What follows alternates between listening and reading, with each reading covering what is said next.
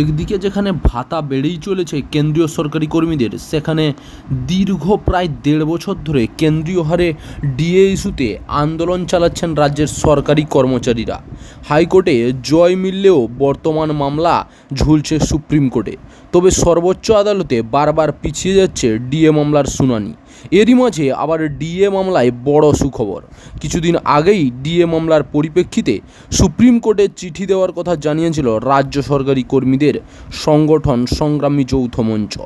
বহুদিন থেকে ঝুলতে থাকা এই মামলার দ্রুত নিষ্পত্তি চেয়েও শীর্ষ আদালতে চিঠি দেওয়ার সিদ্ধান্ত নেওয়া হয়েছিল।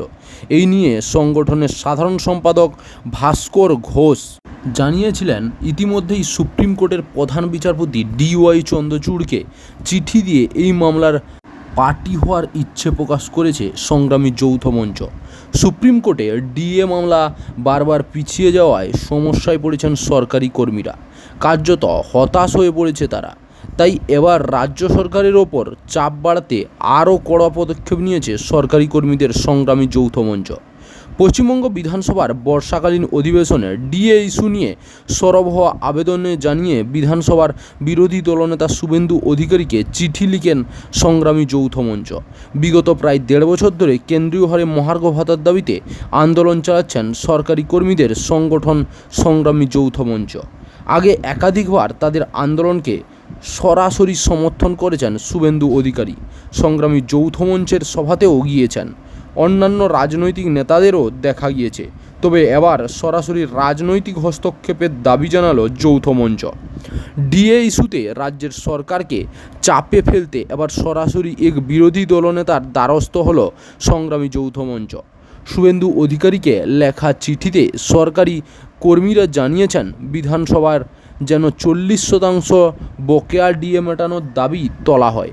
পাশাপাশি ডিএ নিয়ে আন্দোলন করার জেরে তাদের উপর সরকার যে সব পদক্ষেপ করেছে তা প্রত্যাহারের জন্য যেন রাজ্যের উপরে চাপ সৃষ্টি করা হয়।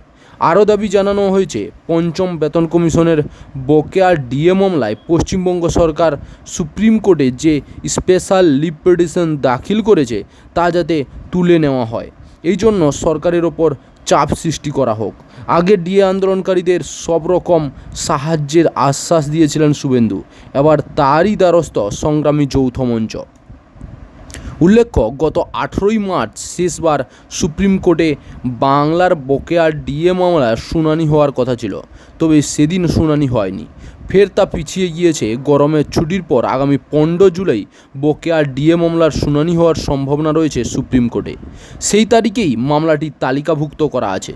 শুনানি হওয়ার কথা বিচারপতি হৃষিকেশ রায় এবং বিচারপতি প্রশান্ত কুমার মিশ্রের ডিভিশন বেঞ্চে।